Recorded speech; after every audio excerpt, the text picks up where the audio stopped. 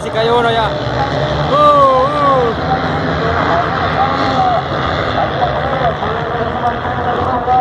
¿Viste? Se lo llevó la entrada. Al frente de las acciones, pero me parece que podría haber